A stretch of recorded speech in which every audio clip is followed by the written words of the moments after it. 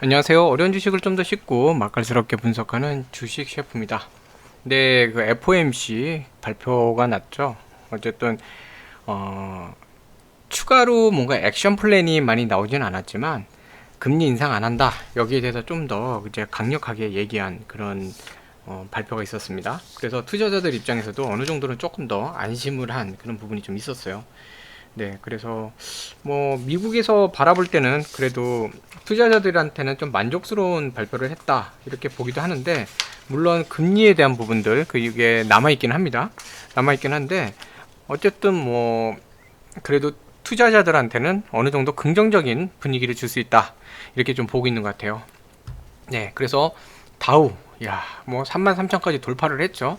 뭐 전 세계 증시 뭐 기록 갱신하는데 다우, 네, 그리고 한국 증시 뭐 역대 최고 지수들 많이 돌파하고 하는 모습들이 작년 올해 나왔죠. 근데 다우, 네, 33,000 돌파를 했어요. 자, 그래서 연준, 네, 이번에 그 FOMC 결과에 발표 보면 2023년까지 금리 올리지 않겠다. 네, 뭐 기존에 얘기했던 거랑 틀린 얘기는 아니에요. 다른 얘기는 아니에요. 네, 계속 이런 얘기 했었죠. 했었는데 어쨌든 한 번 더 강하게 조금 얘기를 하니까 뭐 좀 시장은 안심했던 것 같아요. 그래서 평소보다 높은 수준의 경제 회복을 위해서는 현재보다 높은 수준의 인플레이션은 용인하겠다. 자, 이 약속을 했거든요. 그러니까 어느 정도 인플레이션이 생겨도 금리를 올리지 않겠다. 그 인플레이션을 통제하기 위한 금리 인상을 실행하지는 않겠다.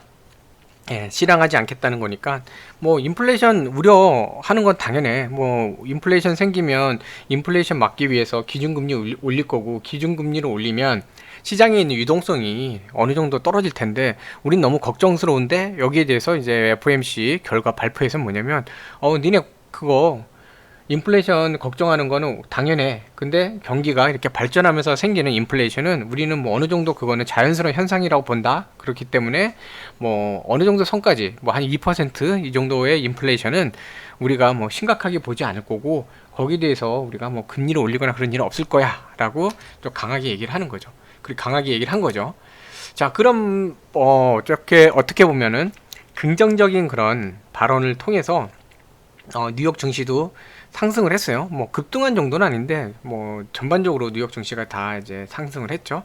다우도 네 해서 사상 처음으로 33,000포인트 돌파 네 했고요. 스탠다드 폴스 S&P도 뭐 올라서 마감했고, 네, 그래서 뭐 전반적으로 네 나스닥도 그렇고요.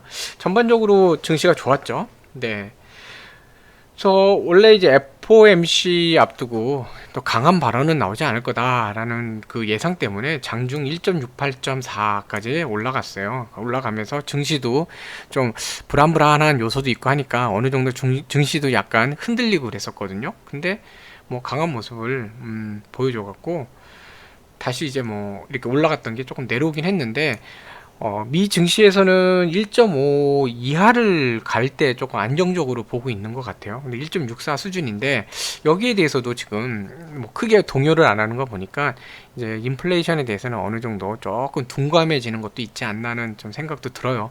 그동안 인플레이션 때문에 증시가 많이 흔들렸는데 이제 인플레이션에 대해서도 이제 어느 정도 이제 둔감해지는 거죠. 하도 이제 얘기가 나오니까 그래 걱정은 되는데 뭐 그래도 뭐 연준이 약속 지킨다니까 약간 이런 이제 심리도 좀 생기는 것 같아요. 네. 그리고 고용과 인플레이션 목표 달성까지 아직 멀었다 그래요. 아직 멀었다. 네. 이건 예상을 했다는 거죠. 네. 그래서 그냥 이 말 아직 멀었다는 말을 그냥 되풀이할 거로만 예상을 한 거예요. 뭐 특별한 액션 플랜 없이. 네. 자, 그래서 이제 발표를 했는데 기준금리 0에서 0.25% 유지한다고 이제 했어요. 네. 변경 없이 계속 유지하겠다. 그래서 벌써 8번 연속 동결이에요. 네, 자산 매입도 현재 속도 유지하겠다. 지금 거의 한 90조 정도 매달 800억 달러 그냥 매달 90조 정도 규모의 국채, 그냥 400억 달러의 MBS 해서 1200억 달러 정도의 채권을 계속 사들이고 있어요. 그러니까 시장에 계속 유동성을 공급을 하는 거죠. 800억 달러가 한 90조니까 이게 절반이니까 한 45조 되죠. 400억 달러. 그러면 다 합하면은 한 135조 정도 한 달에, 우리나라 돈은 135조 원 정도를 매달 시장에다 공급을 하는 거예요. 어마무시한 돈이죠. 그 돈이 계속 들어가는 거예요. 그러니까 유동성이 풍부한 거죠.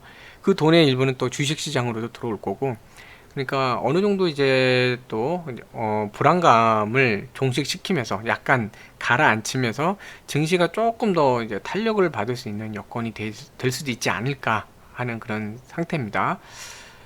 그래서 연 2% 이상의 고물가를 장기간 용인하겠다. 네. 경기가 회복돼 물가 상승률이 목표치 2%를 넘어도 당분간 금리 올리지 않겠다. 네.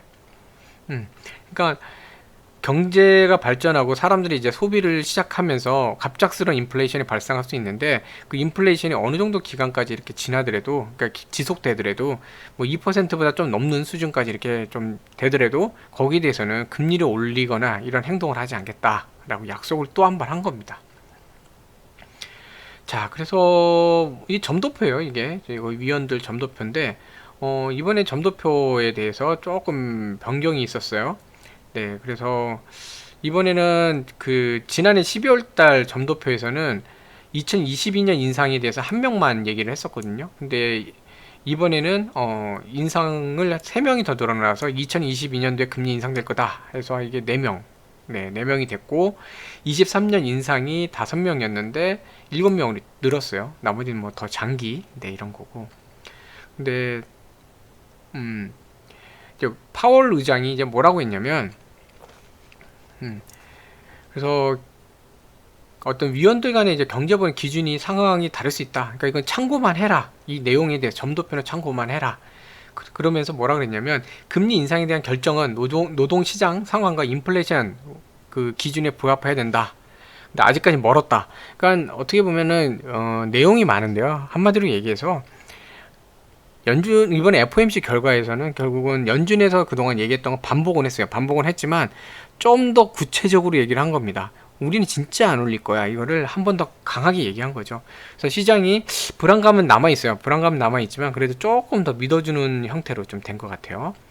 네, 그래서 경제 전망치도 좀 상향을 했고, 그러니까 이 인플레이션에 대한 우려가 시장의 유동성 때문에 단순히 유동성 문제만 때문이 아니라 경제가 발전하다 보면은 당연히 뭐 원자재부터 물가가 어느 정도 올라갈 수밖에 없고, 거기에 대한 인플레이션 우리는 알고 있기 때문에 2%좀 넘는 인플레이션이 오더라도 우리는 금리 인상 안 하겠다. 이거를 좀 더 강조를 한 겁니다.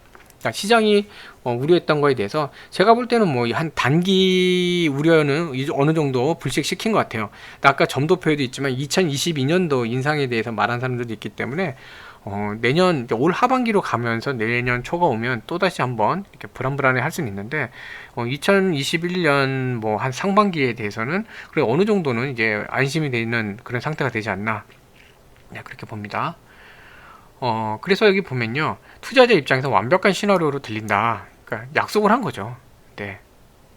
그리고 뭐 경제가 아직 불완전한 회복세를 보이고 있기 때문에 기다릴 것이다. 기다린다는 메시지가 좀 강했기 때문에 이거는 좀 완벽한 시나리오로 들린다. 우리 시장이 매우 낙관적 견해에 반응하는 것을 보고 있다라고 했어요. 네. 그래서 앞으로는 통화 정책은 이제 금리, 인플레이션, 자산 가격 상관없이 수용적일 거다. 그러니까 연준이 FOMC에서 이번에 강하게 얘기하고 그다음에 그 좀 이렇게 약속을 했기 때문에 앞으로는 뭐 인플레이션이나 자산 가격, 자산 버블이라고 얘기도 하죠. 자산 가치가 너무 올라가거나 이런 경우가 생기더라도 섣불리 기준금리를 올리거나 이런 식으로 하지는 않을 것 같다. 네. 그렇게 예견을 하는 겁니다. 그렇기 때문에 투자자들은 이제 이 금리 인상에 대한 우려를 어느 정도는 좀 내려놓고 갈 수 있지 않을까라고 얘기를 하는 겁니다. 자, 뭐 디즈니 오픈됩니다. 오픈된다고 이제 하는데 제한적인 오픈이에요. 15% 전체 15%만 제한된다. 그리고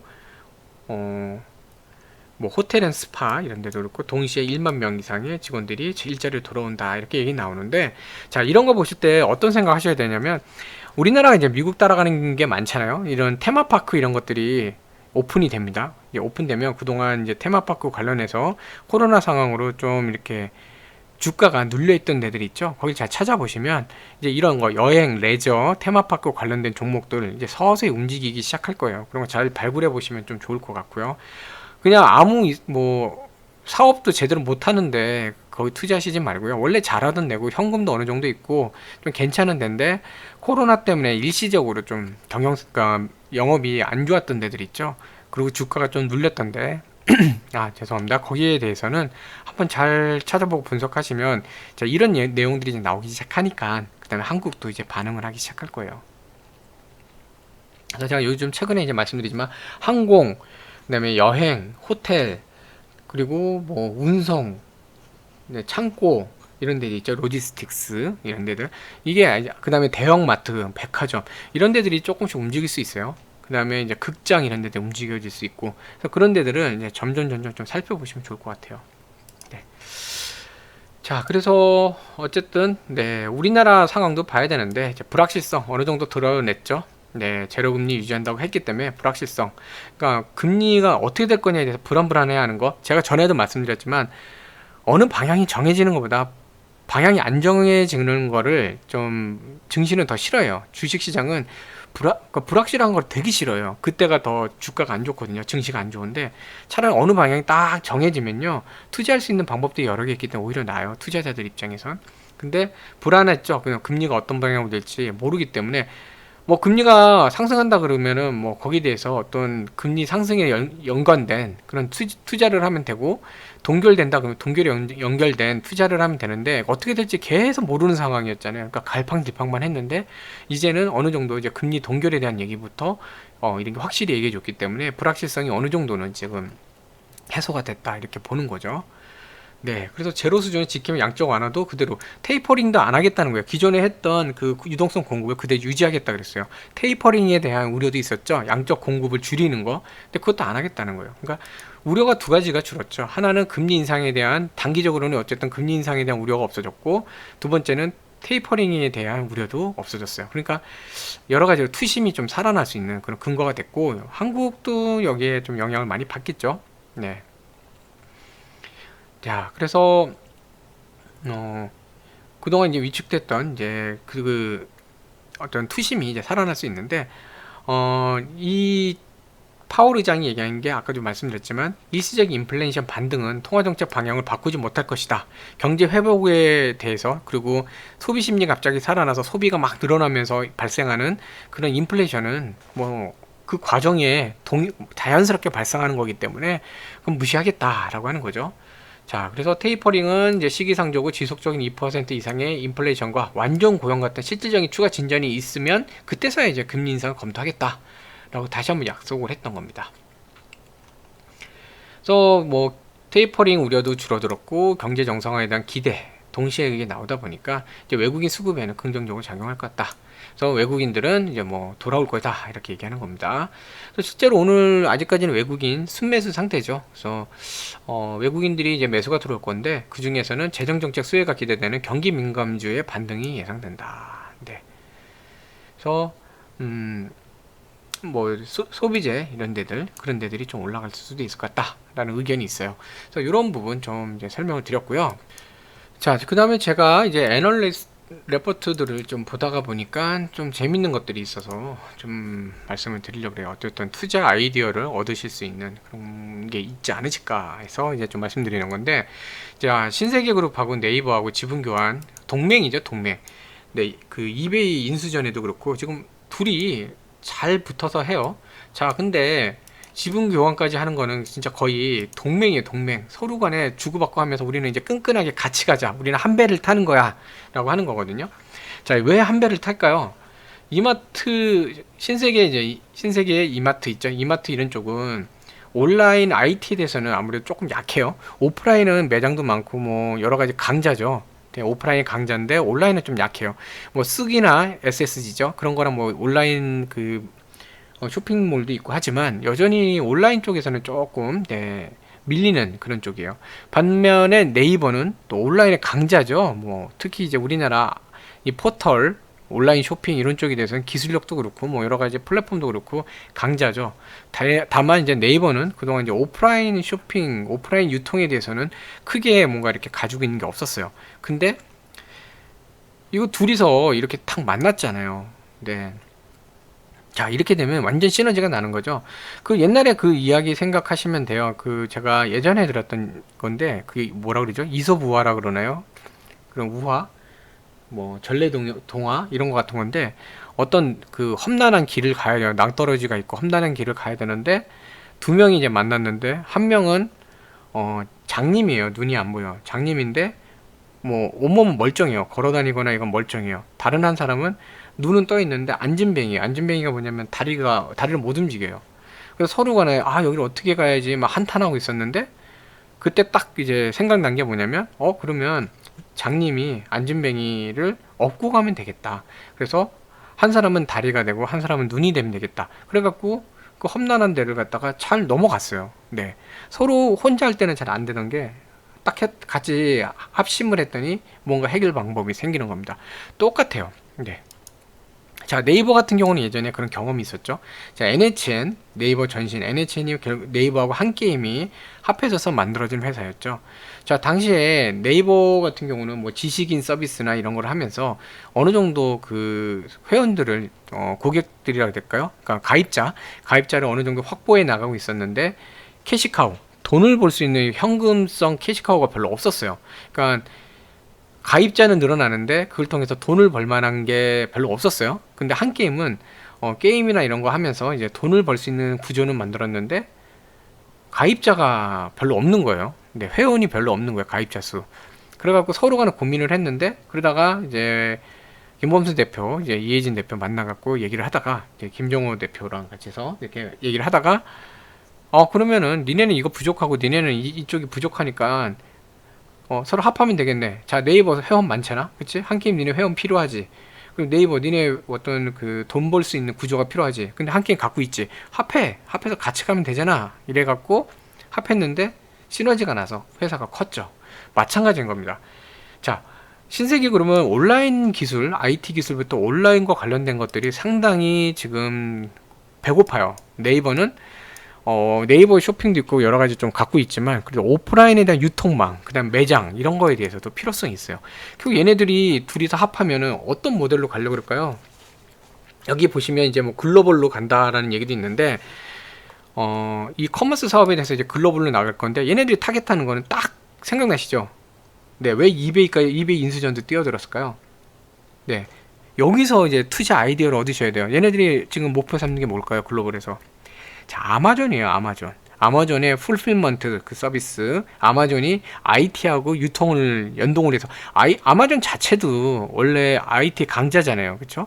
온라인 플랫폼으로 시작을 한다기 때문에 IT 강자죠. 거기에다가 자기 물류센터부터 여러 가지 구성을 해 나가면서 아마존이 사실 아마존 프라임이라는 것 때문에 완전히 획기적으로 떴거든요. 미국은 원래 배송이 오래 걸리는데 뭐 거의 뭐 당일 배송 한 1, 2일 이내에 배송 막 이런 거 프라임 그 멤버십 서비스 그렇죠? 프라임 멤버십이라는 걸 만들어 갖고 그런 걸 했죠. 그래서 완전히 뭐 핫해지면서 회원도 늘어나고 매출도 늘어나고 떴죠. 그런 구도를 만들려는 거예요. 근데 신세계 혼자 하자니 IT에 대한 그 이해력이나 인력이나 기술력이나 여러 가지 그런 뭐 경험이나 그런 게 부족해요. 근데 네이버가 하자니 이 유통 구조도 그렇고 여러 가지 그런 유통에 대한 경험도 별로 많지 않아요. 실제적으로 매장 운영하는 것도 별로 많지 않고 가맹점 이런 것들도 그렇고 대형 그 매장들도 그렇고 마트 이런 거 그다음에 이런 뭐라 그러죠? 그 창고 같은 거 있잖아요. 풀필먼트 서비스 해줄 거 거기 있는 거는 좀 약해요. 근데 각자 이제 약한 거를 많이 만나서 얘기했겠죠. 둘이 만나서 하면 시너지 날 것 같다. 해보자. 그래갖고 결국은 네이버하고 신세계가 지분을 교환합니다. 네. 그래서 커머스 강화를 위해 연합을 결성을 해요. 자, 그럼 뭐냐면 유통 인프라 데이터를 갖고 있죠. 그동안 유통에 대해서 인프라하고 유통과 관련돼서 어떤 고객들의 뭐라 그럴까요? 구매 패턴이라든가 구매 관련된 데이터들, 배송 관련된 데이터 많이 갖고 있죠. 신세계는 그걸 갖고 있어요. 네이버는 플랫폼, 온라인 플랫폼과 IT 기술력을 갖고 있어요. 인력도 갖고 있고, IT 인력들, 우수한 인력도 많잖아요. 네. 자, 그래서 신세계 그룹은 오프라인의 경우에는 매장의 이제 효율성 향상이나 객수 증가, 온라인은 스타컴, 오픈마켓, 비즈니스 강화. 자, 이제 관리에 대해서도 IT 기술을 접목해서 할 수 있겠죠. 그리고 온라인에 대해서도 뭐 자기들이 나름 했지만 아무래도 이 포털이나 이런 쪽 경험이 많은 네이버의 어떤 노하우라든가 기술력을 또 여기다가 또 접목시킬 수 있겠죠. 네. 자, 네이버는 CJ그룹. 네. 네, 이렇게 죄송합니다. 어떤가 지분 교환을 이제 진행할 수 있고 커머스 강화를 위해서 포피엘 회사, 이륜차 배송업체 등에 투자를 하게 된다. 자, 포피엘 쪽이 이제 4세대죠. 4세대 이제 배송인데, 자, 이쪽 4PL이 뭐냐면 기존의 3PL, 그러니까 제3자 배송이죠. 제3자 위탁 배송 방식에서 뭐 IT가 붙고 뭐 컨설팅도 붙고 이래갖고 통합 그 물류 관리 시스템이에요. 통합 물류. 그러니까 전체 이제 그 보관부터 배송 전체 그런 것까지 상품 관리까지 전체 서플라이 체인을 다 관리를 하는 거예요. IT 기술로 뭐 물건의 배송되는 상태도 보고, 이게 결국 아마존이 하고 있는 거거든요. 그런 쪽. 네. 그리고 1륜차 배송업체, 1륜차 배송도 이제 많이 늘리겠다는 거죠. 오토바이 이런 거. 자, 이런 쪽을 해서 투자를 할 거고, 자, 지분 교환을 했기 때문에 기존에 이제 신세계하고 연결되어 있었던 데들, 그리고 투자하는 회사들하고 어쨌든 시너지도 날 수 있다는 거죠. 네. 자, 그래서 쿠팡 같은 경우 이제 상장을 했잖아요. 미국에 상장했기 때문에 오프라인 인프라 확대 힘쓸 거예요. 쿠팡이 결국은 여기 이 둘의 연맹으로 보자면 네이버의 역할을 하는 거죠. 여기는 온라인 플랫폼을 갖고 있고 온라인 관련해서 IT 기술을 갖고 있어요. 그러니까 오프라인 파트너가 필요하겠죠. 자, 그래서 그 신세계 그룹이 본인은 오프라인은 강해요. 근데 온라인에서 쿠팡이 밀리고 있었거든요. 근데 이제 네이버라는 온라인을 잘하는 이제 공룡을 만나서 이제 같이 시너지를 내는 거죠. 네이버는 이미 그동안 네이버 쇼핑을 하고 있었잖아요. 그쵸? 그러니까 둘 간에 어쨌든 시너지를 낼 수 있는 형태로 가겠다. 자, 그래서 네이버 기술력을 활용해서 6천여 개 이런 매장 거점 물류에 대해서 어떤 IT 기반의 관리, 뭐 물건 재고 관리도 할 수 있고 상품 관리, 재고 관리, 그다음에 구매자들, 소비자들이 어떤 물건을 많이 사고 어떤 물건 많이 요청하는지, 반대로 어떤 거는 별로 관심이 없는지 이런 것들, 그다음 매장에 대해서 물건을 어떻게 배치를 했더니 소비 어떤 그 구매력이 올라가더라, 뭐 이런 것들, 그런 거 다 이제 데이터화하고 관리를 하겠죠. 네. 그리고 IT를 접목해서 나중에는 뭐 그런 창고 관리나 물류 이런 것도 어느 정도 이제 로봇이나 이런 것도 도입을 하면서 자동화 시키기도 하고, 그다음에 데이터 관리하고 이런 식으로 가겠죠. 네. 그래서 그런 형태로 이제 가겠다라는 겁니다. 그래서 뭐 전반적으로 내용이 여러 가지 있는데 미래에셋 대우에서 나온 거거든요. 그래서 이런 내용들이 있는데 한번 시간 되시면 읽어보시면 좋을 것 같아요. 그러니까 뭐 내용은 되게 이것저것 많아요. 뭐 어떤 서비스를 해서 가겠다. 뭐 금융도 접목됐고, 네이버 페이 같은 거 이제 네이버에서 이제 웹 앱으로 된 페이먼트 같은 거 이렇게 붙이면 되죠. 신세계도 페이먼트 개발을 하는데 그것도 네이버가 같이 해주면 되고, 여러 가지 방안이 많아요. 빠른 퀵 배송 같은 것도 이제 많이 늘릴 거고, 자, 이런 얘기들이 있어요. 그래서 긴 얘기들이 있는데 이건 나중에 시간 되시면 읽으시면 좋을 것 같고, 결국은 뭐냐면 오프라인의 강자 그리고 온라인의 기술력을 가진 공룡 둘이 만났기 때문에 결국은 한국의 아마존 같은 걸 만들어내기 위해서 가는 방향이다.